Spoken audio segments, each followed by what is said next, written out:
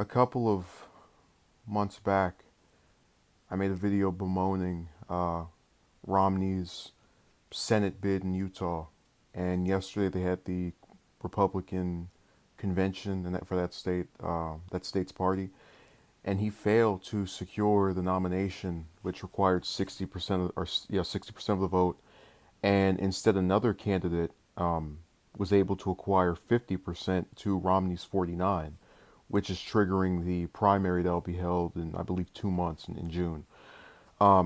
And I was pleasantly surprised upon finding out about this.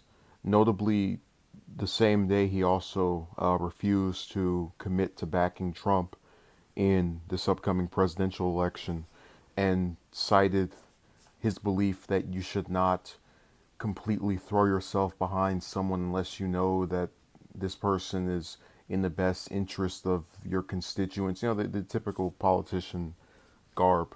But those comments have actually warranted this theory that possibly he may try to mount a primary challenge against Trump.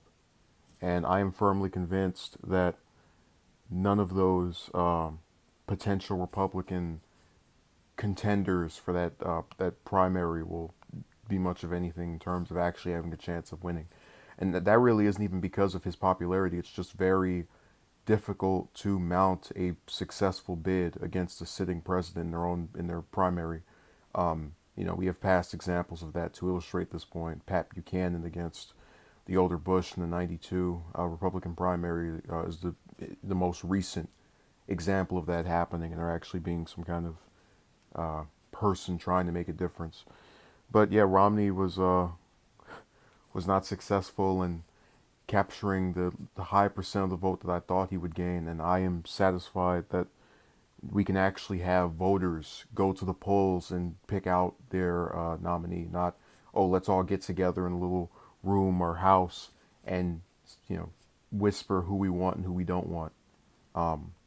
So it this serves more to the benefit of democracy, in my opinion anyway, than again having that room. But I would keep an eye on Romney, especially if he wins this seat, because it's very telling when you have candidates that are thought of as potential contestants in any race that feature someone else, and they don't back that person. So his response, we're only going to actually know the true answer to very soon, but I would say in the first 4 or 5 months of next year. And I'm kind of leaning toward him at least thinking about challenging Trump. So we'll see what happens. But thank you.